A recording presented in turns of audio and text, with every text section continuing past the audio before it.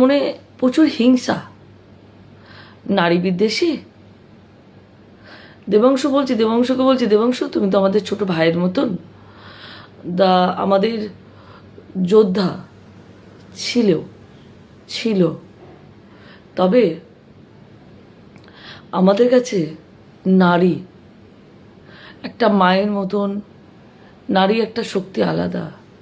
যে নারী রাত বুঝেনি, যে নারীর দিন বুঝিনি, যে নারী সময়ের অপেক্ষা না করে নিজে প্রচুর খেটে গিয়েছে, সেই নারীকে বলছো প্রোডাক।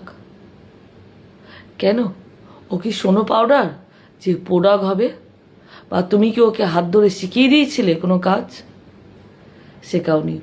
হ্যাঁ, হয়তো রাস্তাটা হয়তো দেখিয়েছিলে কিনা জানি না, আমার জানা নেই।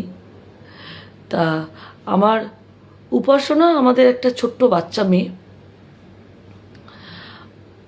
অনেক ছোট্ট, ওর যে লড়াইটা করছে, সেই লড়াইটা তুমি করতে পারোনি। অন্তত তোমাকে দিদি চুচুড়াতে দিয়েছিল, তুমি পালিয়ে চলে এসেছো।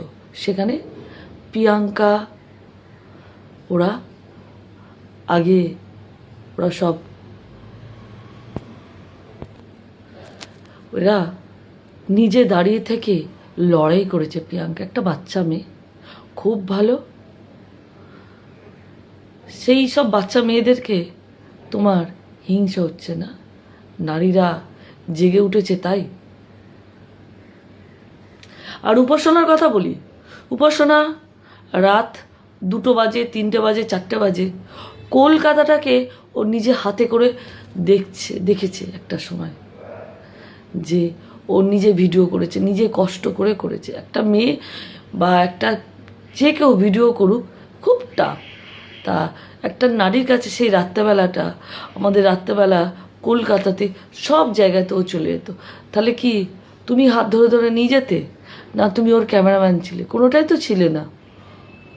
ওকে প্রোডাক্ট বলছো কোন সাহসে? একটা বাচ্চা মেয়েকে তুমি আবার বলছো প্রোডাক্ট? এত সাহস হয় কি করে তোমার? ও তো তোমার নামে কোনো কিছু করেই নি। আমার যদি মনে হয় যে তোমার নামে যেন ডায়েরি করা হতো। একটা কথাবার্তার ধরন নেই তোমার। তুমি শিক্ষিত ছেলে, একটা বাচ্চা মেয়ের সাথে কিভাবে কথা বলতে হয় জানো না? এত হিংসা কী করে? নিজের কাজটা তো নিজে ভালো করে করতে পারোনি। দিদি এমপি বানিয়েছে, দিদি তোমাকে এমএলএর টিকিট দিয়েছিল, সব কিছু তোমাকে দিয়েছিল, তুমি সেটাতে সাফল্য হতে পারোনি। তোমার ব্যর্থতা,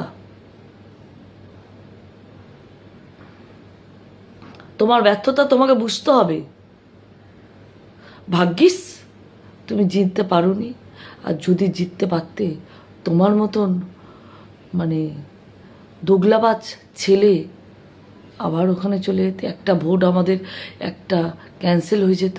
ছি, ভাগ্যিস।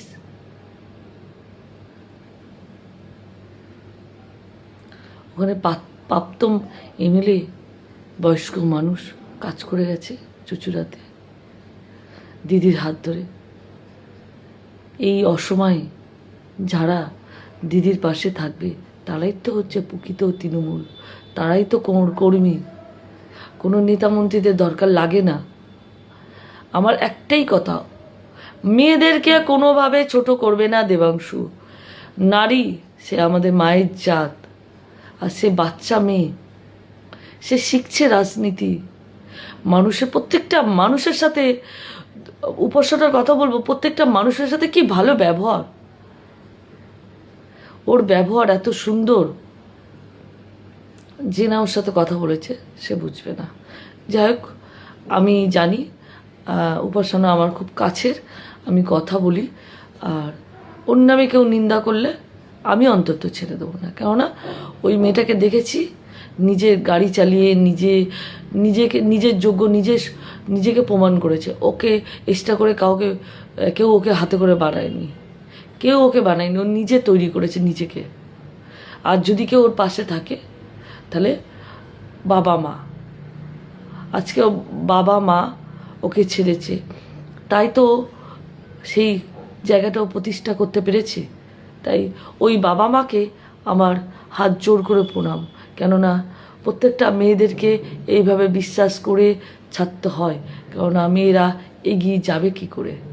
আমি প্রত্যেকটা বাবা মার উদ্দেশ্যে বলবো যে উপাসনা বাবা মার মতন কিছু আপনারা শিখুন, যে মেয়েকে আগে বাড়িয়ে দিচ্ছে, যে কোন মেয়ের কাছে যেতে বলছেন নারী, যে সেই বাবা মাও জানে যে আমাদের মাননীয় মমতা বন্দ্যোপাধ্যায় কতটা সৎ ব্যক্তি, তার হয়ে লড়াই করা। এটাই তো চাই না, যে লড়াই সেই মেয়ে নারীও করবে পাশে থেকে। তাই উপাসনার লড়াইটা আমরা খুব কাছে থেকে দেখেছি, সবসময় দেখেছি যে কিভাবে রাত্রেবেলা 4টে 3টে 2টো আমাদের কলকাতাটা কতটা সেফ, সেই সব দেখাতে গিয়েছিল। তাহলে বলুন তো, আজকে বাবা মা ছেড়েছে, তাই তো দেবাংশুর কোন ভূমিকাটা আমি তো দেখতে পাইনি। দেবাংশুর কথাবার্তা ভদ্র করে বলো। আমি আমার এই কথা যদি দেবাংশুর কাছে যদি কেউ নিয়ে যেতে পারেন, আমি ভীষণ উপকৃত হব। কেননা দেবাংশু কোনো মেয়েদেরকে ছোট করো না, প্রোডাক্ট নয়। বলতে তুমি পারতে হয়তো, হ্যাঁ উপাসনা খুব ভালো করেছে, উপাসনা দিদির পাশে দাঁড়িয়ে আছে, এগুলো বলতে পারতে, কিন্তু প্রোডাক্ট নয়। ও কলগেট নয়, শুনো পাউডার নয়, বা অন্য কিছু নয় যে বা প্রোডাক্টের মতন খেয়েছি ফেলে দিচ্ছি, তোমার মতন নয়। তোমাকে ওই শব্দটা বলা যায়, ওই শব্দটা তোমাকে বলা যায় না। তোমার টাইমের কাণ্ডজ্ঞান আছে না, মানুষের পাশে দাঁড়ানো। নিজে পিঠ বাঁচাতে চলে গিয়েছে পালিয়ে। নেতা ওকে বলে না, কর্মী ওকে বলে না। যে কর্মী, যে নেতা, সে শীত দ্বারা সোজা রেখে মানুষের জন্য মানুষের পাশে দাঁড়িয়ে থাকে, তাকে বলে নেতা। আরে তুমি চুচুড়াতে একটাও ভোট যদি পেয়ে থাকো, সেই সব কর্মীদের জন্য পেয়েছো। তাই বলছি, দেবাংশু সামলাও, জিভ সামলাও, জিভকে হড়কাতে দিও না। নিজের মস্তিষ্ক বিবেক সব ঠিক করো নিজে হাতে। কাউকে আঘাত নয়, আর নারীকে আঘাত নয়। যে নারী নিজেকে নিজে প্রতিষ্ঠা করেছে, যে নারী নিজেকে নিজে তৈরি করেছে, তাকে তো নয়। তাই আমি দূর থেকে বলবো, উপাসনা আমি তোমার বড় দিদির মতন, তুমি এগিয়ে যাও বাবু। আমরা তোমার পাশে আছি, আমি আছি তোমার পাশে, আমি আছি। তোমার অনেক বন্ধুরা আছে, বা তাদের মধ্যে আমিও তোমার একটা দিদি।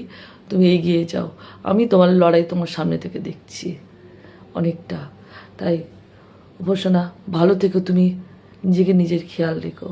এখন তোমার অনেক লড়াই করতে হবে, অনেক লড়াই করতে হবে দিদির পাশে থেকে। যে মেয়েটা আজকে হেরে গিয়েছে, আজকে দিদি আমাদের হেরে গিয়েছে, সেই তার পাশে একটা ছোট্ট বাচ্চা মেয়ে উপাসনা, সে মাছ ছেড়ে পালায়নি। সে ভাবিনি যে এখানে আমি হারা, আমি এখানে ঢুকবো কেন। ওর অনেক পথ খোলা থাকে তো, কিন্তু এখান থেকেই লড়াইটা শুরু।